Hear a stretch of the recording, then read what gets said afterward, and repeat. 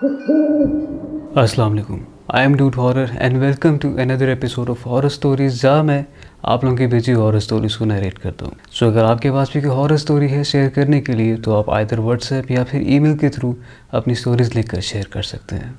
आज का हमारा एपिसोड अब तक के तमाम एपिसोड से काफ़ी मुख्तलिफ होने वाला है, क्योंकि इसमें हमें कोई यूजुअल या फिर कॉमन हॉरर स्टोरी / जिन स्टोरी सुनने को नहीं मिलेगी। बल्कि इस वीडियो के टाइटल से तो आपको अंदाज़ा हो ही गया होगा, हमने जन्नात की इकसाम का जिक्र किया है कि कई तरह के जन्नात होते हैं, जिसमें वो जन्नात जो हवा में उड़ते हैं, कुछ ज़मीन में रेंगते हैं और तरह तरह के। लेकिन आज क्या हो कि अगर मैं आपको एक ऐसी किस्म के बारे में बताऊँ कि जिसके मुतालिक शायद ही आपने कभी सुना हो। हमने अक्सर समंदर के अंदर बहुत बड़े बड़े कार्गोस और शिपमेंट्स को देखा है, लेकिन कभी इस बारे में गौर नहीं किया कि उस शिपमेंट को चलाने के लिए भी तो आखिर इंसान ही दरकार है। वो इंसान जो ना कि सिर्फ कुछ दिनों के लिए, हफ्तों के लिए, बल्कि पूरे पूरे महीनों के लिए अपने घरों से बाहर दूर समंदर की तारीक रातों में सफ़र करते हैं, और उस दौरान न जाने उनका सामना किस किस सूरत हाल से होता है जो हम तक कभी पहुँचती ही नहीं। मैं सिर्फ अंधेरी और तारीक तूफ़ानी रातों की बात नहीं कर रहा, बल्कि कुछ ऐसा कि जिसे वो इंसान तो नहीं देख सकते जो समंदर में सफ़र कर रहे हैं, बल्कि वो उन इंसानों को ज़रूर देख सकते हैं। और वो क्या है, ये जानने के लिए बढ़ते हैं आज की पहली कहानी की तरफ।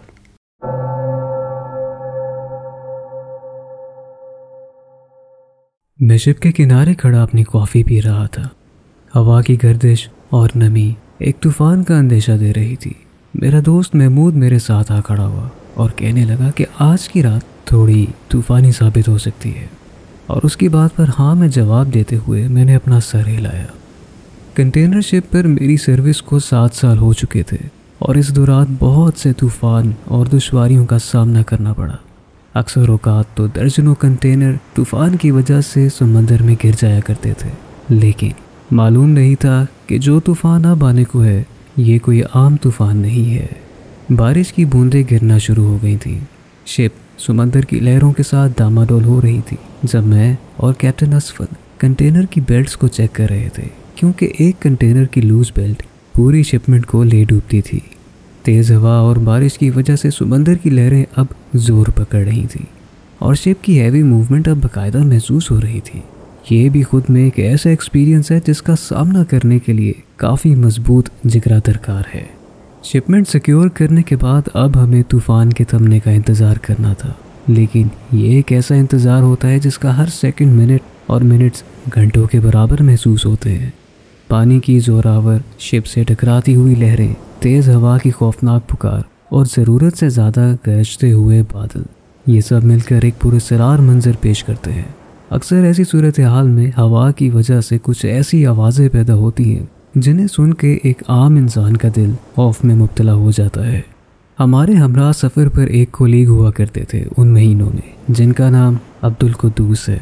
उनका मानना था कि ये आवाज़ें जो हवा की तेज़ी में सुनाई देती हैं, ये दर हकीकत समंदर के जिन्नात हुआ करते हैं, क्योंकि जहाँ ज़मीनी जिन्नात का वजूद है वहीं समंदर के जिन्नात भी अपना वजूद रखते हैं।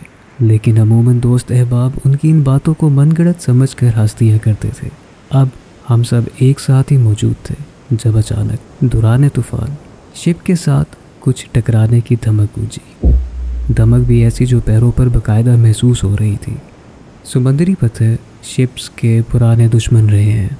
उस वक्त हमें ये भी लगा कि पत्थर टकराया होगा, लेकिन रेडार के ऊपर आसपास कोई रॉकी सरफेस दिखाई नहीं दे रही थी, जो कि एक ताज्जुब की बात थी। दूसरी मर्तबा फिर कुछ टकराने की धमक महसूस हुई, लेकिन इस बार एक के बाद दूसरी, दूसरी के बाद तीसरी, और फिर अचानक एट अ टाइम मल्टीपल चीज़ें शिप के साथ टकरा कर गूंज पैदा कर रही थी। जबकि एक बार फिर रेडार पर कुछ भी शो नहीं हो रहा था, ना कोई डॉल्फिन्स, ना कोई शार्क्स, और ना ही किसी किस्म की मछलियों का झुंड। हम सब फिगर आउट नहीं कर पा रहे थे कि आखिर ये धमक की गूंज किस चीज़ की वजह से पैदा हो रही है। हम सभी कोलीग्स कंट्रोल डेक से बाहर निकलकर शिप के किनारे अंदाज़ा लगा रहे थे कि आखिर क्या चीज़ हो सकती है, लेकिन हमें भी सिवाय तेज़ लहरों के कुछ दिखाई नहीं दे रहा था। मगर उसी दौरान हमने कुछ ऐसा एक्सपीरियंस किया जो हम सभी के साथ आज भी माजी की याद में ताज़ा दम है। जब हम किनारों पर खड़े जायज़ा ले रहे थे, उस दौरान हमें हवा के तेज़ झोंकों में कुछ ऐसी आवाज़ें सुनाई दे रही थीं जो बेहद खौफनाक थीं। یوں لگ رہا تھا کہ درجنوں غیر انسانی مخلوق چند فاصلے سے چیخو پکار کر رہی ہیں۔ جائزہ لینے کے بعد سبھی واپس اپنی نشستوں پر آ بیٹھے، لیکن دھمک وقفے سے سنائی دے رہی تھی اور ساتھ میں وہی چیخو پکار ہمیں دور سے سنائی بھی دے رہی تھی۔ اس دوران عبدالقدوس صاحب میرے قریب آئے اور کہنے لگے کہ یہ ایک غیر معمولی صورتحال ہے جس کا دعا اور حصار کے علاوہ کوئی حل نہیں ہے۔ جس پر میں نے ان سے کہا کہ اس صورتحال کی تھوڑی وضاحت تو کریں، تو انہوں نے مجھے بتایا کہ اس صورتحال کو مد نظر رکھتے ہوئے یہ کہنا کوئی تعجب نہیں ہوگا کہ اس وقت ہمارا سامنا سمندری جنات کے قبیلے سے ہو رہا ہے۔ ان کی یہ بات سن کر عموماً تو میری ہنسی نکل جاتی تھی، لیکن اس طوفانی رات میں ان کے ان جملوں نے خوف میں مزید اضافہ کر دیا۔ تقریباً 5 گھنٹے تک یہ سلسلہ چلتا رہا، جس کے دوران بہت سے غیر معمولی ایونٹس میں نے اس رات ایکسپیرینس کیے تھے۔ پھر جب 2 ہفتوں بعد میرا گھر جانا ہوا تو میں نے عبدالقدوس صاحب کی بات پر باقاعدہ ریسرچ کی، اور پھر مجھے پتہ چلا کہ جنات کی کئی اقسام ہیں، جن میں سمندری جنات بھی اپنا وجود رکھتے ہیں۔ جیسے زمین کے علاقے بڑھتے ہیں، ویسے ہی سمندر میں بھی بے شمار جنات کے قبائل صدیوں سے چلتے آ رہے ہیں۔ اللہ کا شکر ہے کہ میری سروس کے دوران آج تک کسی قسم کا جانی نقصان نہیں ہوا۔ اللہ تعالیٰ آپ کو اور ہم سب کو ہمیشہ اپنے حفظ و امان میں رکھے۔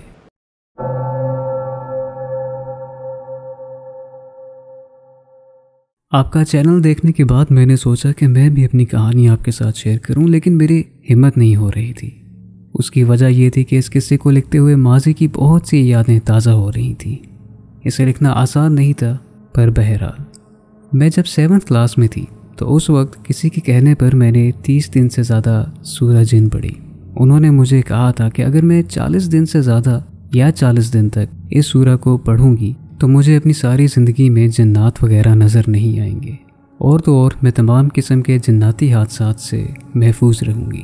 کچی عمر تھی اور اس وقت میں ان کے کہنے میں آ بھی گئی، اوپر سے وہ تھی بھی ہماری ایک قریبی۔ انہوں نے مجھے یہ تلقین بھی کی کہ اس سورہ کو مغرب کے وقت پڑھنا ہے، تب اس کا اثر زیادہ ہوگا۔ میں نے بھی 30 دن لگاتار سورہ جن پڑھی، اور جب میری طبیعت میں تبدیلی آئی تو سب مجھے یہ کہنے لگے کہ تم بدتمیز ہوتی جا رہی ہو۔ اصل میں اس وقت میں گھبراہٹ کا شکار ہو جاتی تھی، اور اس سب میں جو میرا رویہ تھا وہ میرے گھر والوں کو ایک بدتمیزی لگتا تھا۔ ہوا کچھ یوں کہ اب جب اتنے سال گزر گئے ہیں تو مجھے پتہ چلا کہ یہ سب جو میرے ساتھ اتنے سالوں میں ہوتا آ رہا ہے یہ کوئی وہم نہیں بلکہ حقیقت ہے۔ اس سورہ کو انہوں نے 30 دن تک پڑھنے کے لیے اس لیے کہا تھا کہ وہ مجھے جنات کے ذریعے نقصان پہنچائے۔ اتنے سالوں میں میں نے بہت کچھ کھو دیا۔ جب ہم اپنے نئے گھر شفٹ ہوئے تو ہمارے کپڑے، ہمارے برتن اور جو پرسنل چیزیں ہماری پوزیشن میں تھیں وہ سب غائب ہونے لگیں۔ اور ایک دن یوں ہوا کہ میں رات کے وقت ڈائننگ روم سے پڑھ کے واپس باہر نکل رہی تھی، جب میں نے ٹیبل پر کٹے ہوئے بال اور ایک کٹر دیکھا، جس کو صرف چیک کرنے کی غرض سے میں نے ہاتھ لگایا، اور آج تک میں اس غلطی کا خمیازہ بھگت رہی ہوں۔ میرا سیدھا ہاتھ خراب ہو گیا ہے اور ڈاکٹرز کے مطابق یہ ایکزیما ہے۔ چند عرصے بعد یہ سب معاملات بدلتے گئے۔ ہمارے گھر سے تعویذ، ہڈیاں، دالیں، مرغے کی سری وغیرہ دریافت ہونا شروع ہو گئی، اور ان سب کا اثر میری والدہ اور مجھ پہ ہوا، اور تو اور میری والدہ اور میں ابھی تک اس تمام صورتحال کی وکٹم ہیں۔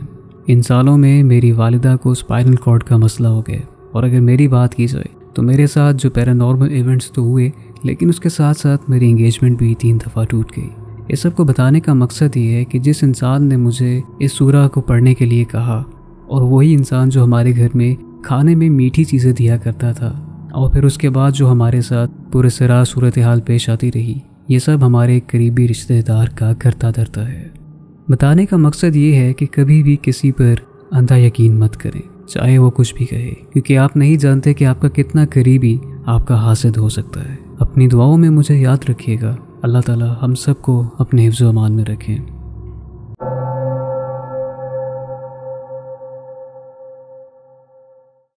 میرا نام امتل ہے اور میں انڈیا حیدرآباد سے ہوں۔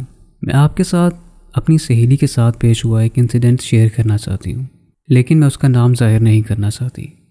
میری دوست سعودی عربیہ کے ایک جزان نام کے چھوٹے سے شہر میں کافی عرصے سے رہا کرتی تھی، اور جزان اپنے پراسرار ہونے کے لیے جانا جاتا ہے۔ یہ انسیڈنٹ اس کے ساتھ 8ویں کلاس میں پیش آیا۔ میری دوست اپنے بھائی کے ساتھ باہر گروسری سٹور میں شاپنگ کے لیے جا رہی تھی۔ وہ گروسری سٹور کے راستے پر ہی تھی جب اس کی نظر آگے آنے والی ایک بند گلی پر پڑی۔ تب اس نے دیکھا کہ اس گلی کے رائٹ کارنر پر ایک آدمی انہیں آتے دیکھ رہا ہے۔ عجیب بات یہ تھی کہ وہ انہیں مسلسل بنا پلک جھپکائے یا بنا کوئی حرکت کیے بس گھورے جا رہا تھا۔ میری دوست کو اس بات سے کافی بے چینی ہوئی اور اس نے اپنے بھائی کا ہاتھ پکڑا اور گروسری سٹور کی طرف تیزی سے چلنے لگی۔ جب ان کی شاپنگ ختم ہوئی اور وہ باہر نکلے گھر کے لیے واپس روانہ ہوئے تو اسی گلی سے ان کا دوبارہ گزر ہوا۔ وہ دیکھ رہی تھی اس گلی کی طرف جب اسے وہی آدمی اسی گلی میں اسی جگہ پر دوبارہ کھڑا ہوا نظر آیا اور وہ پھر سے انہیں گھورے جا رہا تھا۔ میری دوست نے اس بار اپنے بھائی کا ہاتھ پکڑا اور اسے آگے جانے سے روک دیا اور اسے کہا کہ ہم کسی دوسرے راستے سے چلتے ہیں۔ پر اس کے بھائی نے سوال کیا کہ اس راستے پر کیا مسئلہ ہے۔ تب اس کی بہن نے بتایا کہ وہاں جو آدمی ہے وہ کافی دیر سے انہیں دیکھ رہا ہے اور وہ تب سے وہیں پر موجود ہے جب سے وہ لوگ گروسری سٹور میں گئے تھے۔ اس کے بھائی نے مڑ کر گلی کی طرف دیکھا، پھر میری دوست کی طرف دیکھا اور پھر گلی کی طرف بہت غور سے دیکھا اور کہا کہ وہاں تو کوئی بھی آدمی نہیں ہے، تم کیسی بہکی باتیں کر رہی ہو۔ یہ سن کر میری دوست بے حد خوفزدہ ہو گئی کیونکہ اس وقت بھی میری دوست کو وہ آدمی صاف صاف نظر آ رہا تھا اور وہ بھی بنا کوئی حرکت کیے ان کی طرف دیکھے جا رہا تھا۔ اب کیونکہ میری دوست کا بھائی اسے چھوٹا تھا پر اسے اندازہ تھا کہ ان کے ایریا میں جنات کے کئی واقعات پیش آتے ہیں، تو اس نے فوراً پلٹ کر اپنی بہن کا ہاتھ پکڑا اور دونوں اپنی نظریں نیچے کیے سیدھے راستے کی طرف روانہ ہوئے۔ میری دوست کو اس کے بعد بھی کافی بار اسی راستے سے گزرنا پڑا اور جب بھی وہ اس گلی کی طرف دیکھتی تھی تو وہیں پر اسے وہی آدمی کھڑا ہوا نظر آتا تھا۔ ایک دفعہ جب وہ اپنی فیملی کے ساتھ شاپنگ کرنے جا رہی تھی اور اسی گلی سے اس کا گزر ہوا تو وہاں پر اسے پھر سے وہ آدمی نظر آیا۔ تب اس نے اس بات کا ذکر اپنی والدہ سے کیا، جس پر اس کی والدہ نے اسے جواب دیا کہ بیٹے مجھے پتہ ہے، بس اپنی نظریں نیچے کرو اور آیت الکرسی پڑھو۔ یہ سن کر پتہ نہیں کیوں پر اسے تھوڑا سکون محسوس ہوا کیونکہ وہ آدمی نہ صرف اسے بلکہ اس کی والدہ کو بھی نظر آیا۔ آگے جا کر جب اس کی والدہ کو مناسب لگا تو انہوں نے اسے بتایا کہ وہ ایک جن ہے اور آگے سے اس گلی میں جانے سے انہوں نے سختی سے منع کر دیا۔ عجیب بات یہ ہے کہ وہ جن نہ اس گلی کے کبھی باہر نکلا اور نہ ہی اس نے کبھی میری دوست کو کوئی جانی نقصان پہنچایا۔ امید ہے کہ آپ سب کو یہ قصہ پسند آیا ہوگا۔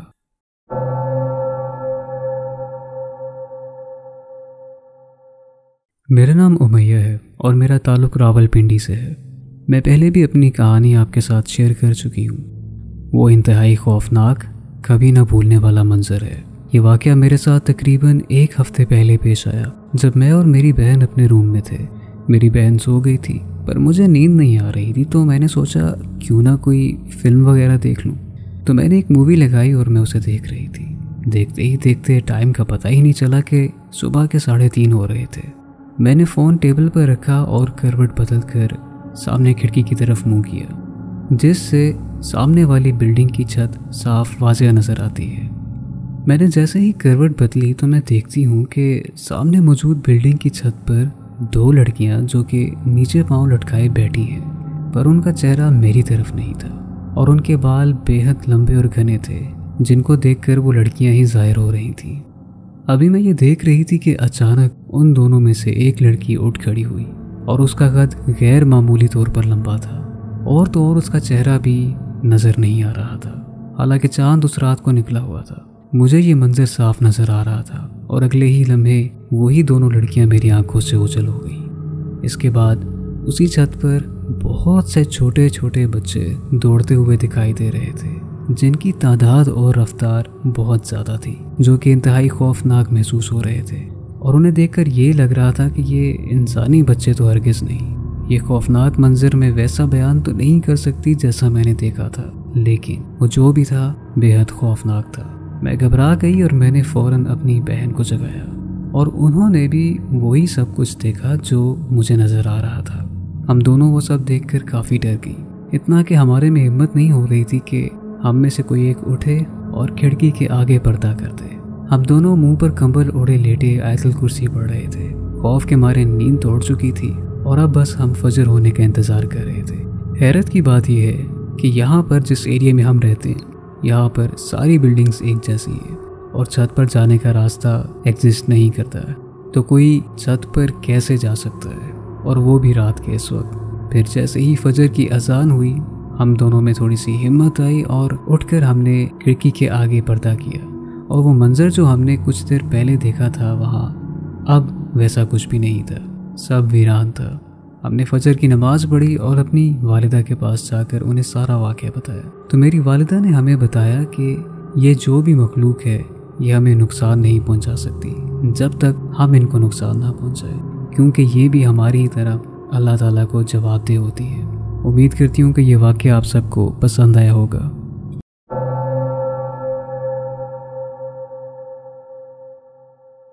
میرا نام اسما ہے اور میرا تعلق ایک گاؤں سے ہے۔ مجھے شادی کے بعد اولاد اور صحت کے حوالے سے کافی مسائل کا سامنا کرنا پڑا تھا، پر اللہ کا شکر ہے کہ کافی عرصے کے بعد تقریباً شادی کے 7ویں سال مجھے ایک بار پھر اولاد کی خوشخبری ملی، تو اس وقت ڈاکٹرز نے سختی سے مجھے بیڈ ریسٹ کا کہا، تو میں اپنے میکے چلی گئی اور وہیں پر پورا ٹائم گزارنے کا فیصلہ کیا۔ وہ رمضان المبارک کا مہینہ تھا، پر میں پریگنینسی کی وجہ سے روزے نہیں رکھتی تھی، لیکن عبادت ضرور کیا کرتی تھی۔ ایک دن سحری کے بعد جب سب لوگ نماز کی تیاری میں مصروف تھے، بھائی اور والد مسجد جا چکے تھے، میری بہن اور میری امی بھی وضو وغیرہ کر رہی تھیں۔ میں گرمی کی وجہ سے صحن میں سویا کرتی تھی، ابھی بستر پر لیٹی ہی تھی کہ میں نے دیکھا کہ صحن کے واش بیسن کے سامنے کوئی لڑکی کھڑی ہے اور بیسن کے آئینے سے مجھے دیکھ رہی ہے۔ مجھے لگا میری بہن ہے اور وضو کرتے ہوئے مجھے دیکھ رہی ہے کہ میں بھی اٹھ جاؤں اور نماز وغیرہ پڑھوں۔ میری طبیعت کی وجہ سے سب میرا زیادہ خیال کرتے تھے اور مجھے اکیلا نہیں چھوڑا کرتے تھے۔ میں بھی اس کو آگے سے دیکھتی رہی، پر اچانک مجھے یاد آیا کہ میری بہن کے اتنے لمبے بال تو ہرگز نہیں ہیں۔ میں نے صحن میں نظر ڈالی تو میری بہن واش روم سے باہر آ رہی تھی۔ پھر برآمدے میں دیکھا تو میری امی وہی نماز پڑھ رہی تھی۔ یہ سب سوچ کر میں ہکی بکی رہ گئی کہ آخر یہ کون ہے جو واش بیسن کے سامنے کھڑی ہے اور وہ بھی اتنے لمبے بالوں والی۔ اور جب دوبارہ نظر دوڑائی تو وہاں پر کوئی بھی نہیں تھا۔ اس وقت نہ جانے کیوں خوف تھا بھی اور نہیں بھی تھا، لیکن اس کے بعد دوبارہ وقتی طور پر تو کچھ بھی نہیں ہوا۔ آج میرا بیٹا 5 سال کا ہے اور میری دوسری پریگنینسی اس کے 3 سال بعد ہوئی تھی۔ اس وقت میں اپنے میکے نہیں بلکہ اپنے ہی گھر میں ریسٹ کر رہی تھی۔ عجیب بات یہ تھی کہ اس دوران میں بہت زیادہ بیمار رہتی تھی۔ معمول کے مطابق میں اپنے گھر کے برآمدے میں سو رہی تھی رات کے وقت۔ اندھیرا کافی زیادہ تھا کیونکہ چاند نکلا نہیں ہوا تھا۔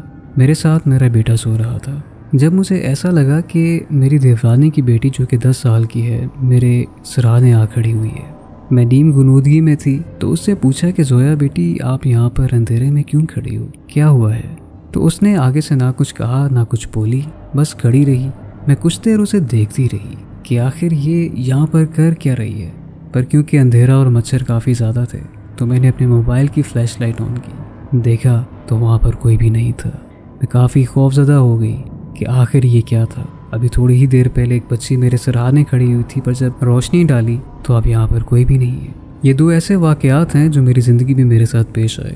میں آج بھی سوچتی ہوں تو بس ایک سوال بن کر خیالات ذہن میں دوڑتے ہیں، پر الحمدللہ اس دوسرے واقعے کے بعد دوبارہ کبھی کچھ نہیں ہوا۔ اللہ تعالیٰ آپ سب کو اپنے حفاظت میں رکھیں۔